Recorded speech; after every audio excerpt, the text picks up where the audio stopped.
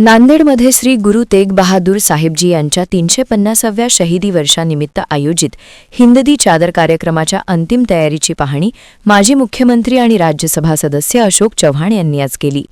त्यांनी नांदेड जिल्ह्यातील नागरिकांना या ऐतिहासिक सोहळ्यात उपस्थित राहण्याचे आवाहन केले आहे। हा कार्यक्रम नांदेडसह संपूर्ण राज्याच्या वैभवात भर घालणार आहे आणि देशभरातील भाविक यात सहभागी होणार आहेत। नागरिकांची सेवा या कार्यक्रमासाठी महत्त्वाची ठरेल असे ते म्हणाले। लोकप्रतिनिधी, प्रशासन आणि आयोजन समितीच्या समन्वयाने हा सोहळा यशस्वी करण्याचे आवाहन चव्हाण यांनी केले। प्रत्येकाने या ऐतिहासिक कार्यक्रमात आपला सहभाग नोंदवावा असेही त्यांनी सांगितले। पंतप्रधान नरेंद्र मोदी यांच्या संकल्पनेतून आणि मुख्यमंत्री देवेंद्र फडणवीस यांच्या मार्गदर्शनाखाली नागपूर, नांदेड आणि मुंबई या ठिकाणी हे शहीदी समारंभ साजरे होत आहेत। नांदेडमधील 24 आणि 25 जानेवारी 2026 रोजी होणाऱ्या या सोहळ्यामध्ये गृहमंत्री अमित शहा यांच्यासह अनेक मान्यवर उपस्थित राहणार आहेत। यावेळी मोठ्या संख्येने नागरिक उपस्थित होते। संविधान न्यूज, नांदेड।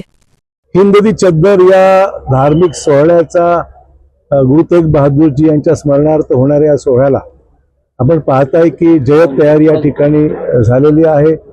ही तयारी पूर्णत्वास जवळपास आलेली आहे।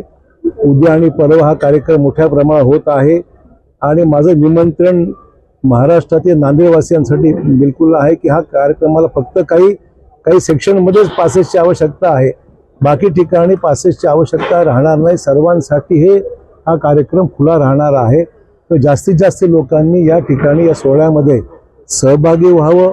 या ठिकाणी होणाऱ्या धार्मिक प्रार्थनेमध्ये सुद्धा सहभाग दर्शवावा आपला आणि उद्या होणाऱ्या मोठ्या कार्यक्रमामध्ये राज्याचे मुख्यमंत्री सन्मानित देवेंद्रजी फडणवीस आहेत, उत्तर प्रदेशचे मुख्यमंत्री आदित्यनाथजी सुद्धा या ठिकाणी येण्याची शक्यता आहे। अन्य नेत्यांचे कार्यक्रम आणि धार्मिक गुरु जे शीख समाजाचे आहेत ते सुद्धा, आणि देशाचे गृहमंत्री अमित भाई शाह हे सुद्धा 25 तारखेला नांदेडला येणार आहेत। त्यामुळे अनेक मान्यवरांच्या आणि धार्मिक गुरूंच्या उपस्थितीमध्ये मिळणार हा सोहळा अविस्मरणीय राहणार आहे। नांदेडसाठी मोठी पर्वणी आहे की जगातील आणि महाराष्ट्रातील आणि राज्यातील, देशातील अन्य राज्यातली सर्वच मंडळी या सोहळ्यासाठी मोठ्या उत्साहाने या ठिकाणी सामील होणार आहेत। आणि मला वाटतं या सोहळ्याच्या माध्यमातून हा सगळा जुना इतिहास हा लोकांसमोर येणार आहे। ज्यांनी गुरु तेग बहादूर यांच्या शहीदीच्या त्या काळामध्ये ज्यांनी योगदान दिलं, त्यांच्या बरोबर ठामपणे उभं राहिले, ते सर्व समाज याच्यामध्ये सहभागी होतील आणि सगळी जुन्या आठवणींना उजाळा या निमित्ताने होणार आहे। त्यामुळे एका प्रकारे प्रार्थना होणार आहे, एका प्रकारचे या ठिकाणी उपदेशात्मक जे काही गोष्टी आहेत त्याही समोर या निमित्ताने येतील आणि देशाचा आगामी काळ सुद्धा या सर्व समाजाला सोबत घेऊन एक वेगळा हा कार्यक्रम निश्चितच होत आहे। त्यामुळे गुरुतागद्दीच्या कार्यक्रमानंतर हा होणारा भव्य सोहळा राहणार आहे। त्यामुळे लाखोच्या संख्येने लोक या ठिकाणी अपेक्षित आहेत। सगळी तयारी पूर्ण झालेली आहे।